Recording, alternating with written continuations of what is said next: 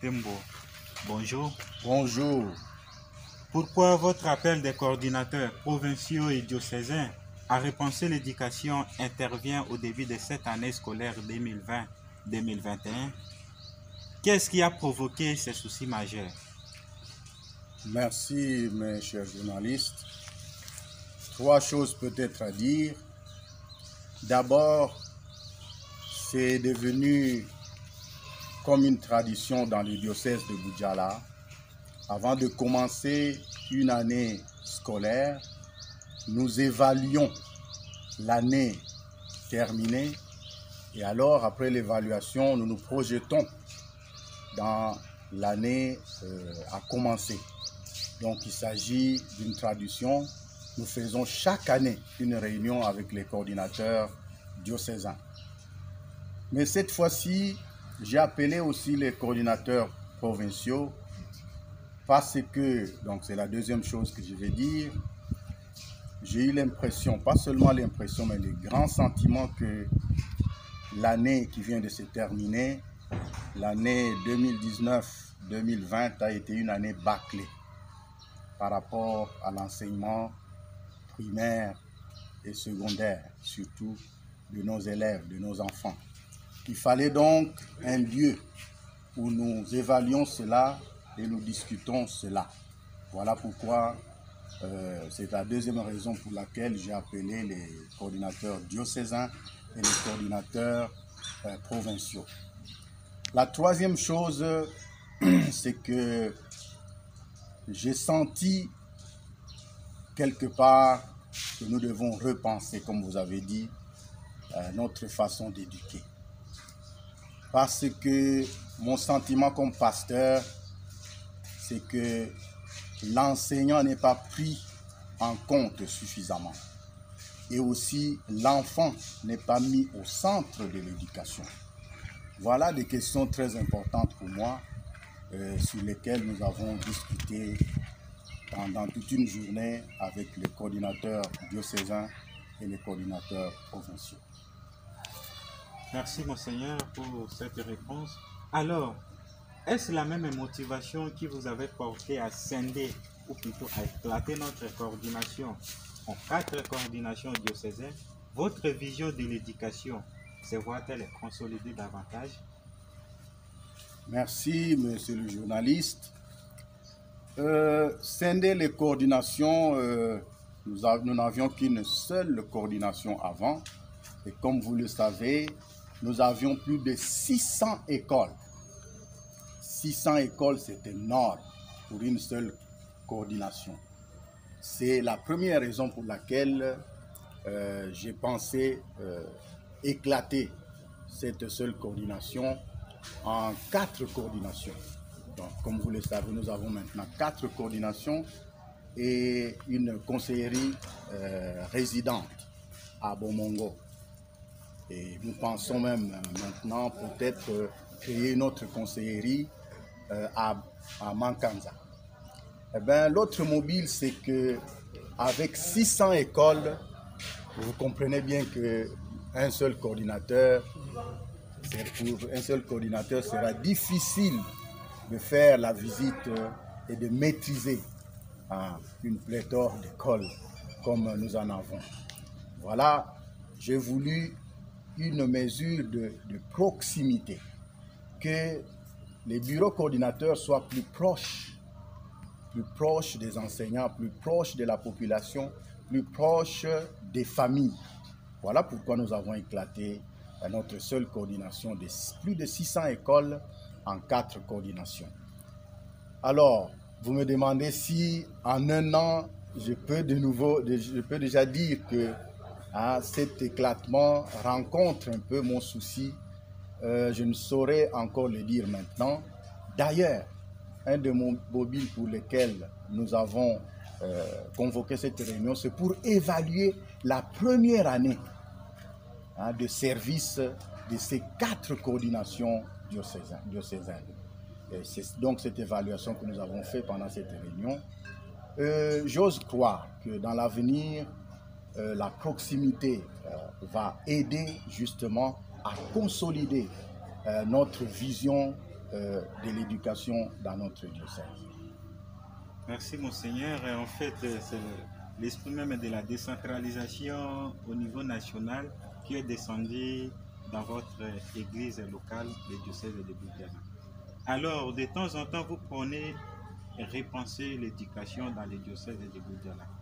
Il semblerait même que vous disposez déjà d'un livret en ce sens-là. Que voulez-vous dire exactement? Merci, monsieur le journaliste. J'ai effectivement écrit un petit texte. Il ne s'agit pas encore d'un livret. Peut-être que nous allons l'éditer en livre.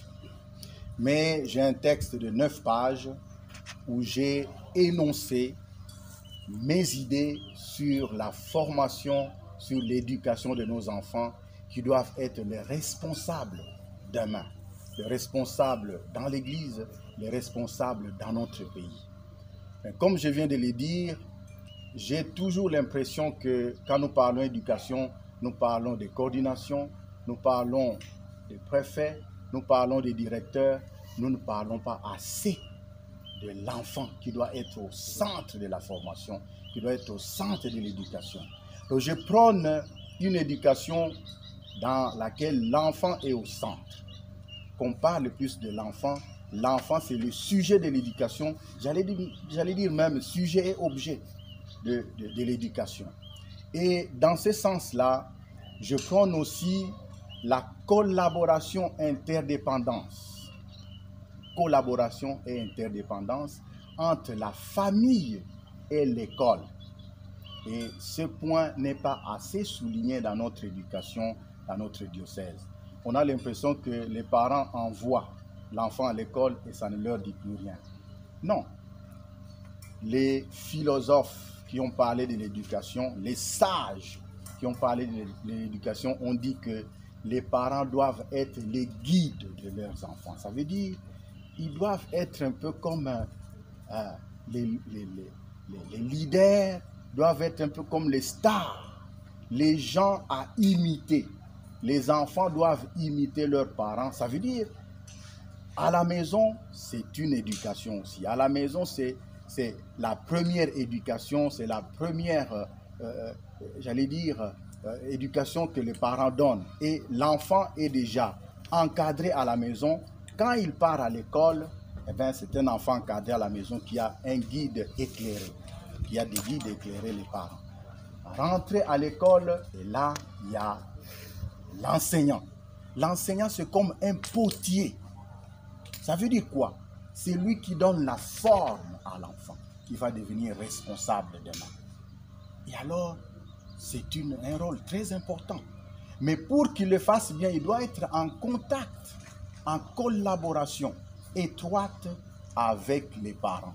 J'ai l'impression que dans notre diocèse, cette collaboration étroite n'existe plus. Voilà pourquoi j'insiste pour que nous revenions à cela. À la maison, l'enfant est guidé par les parents. À l'école, l'enfant est formé par l'enseignant.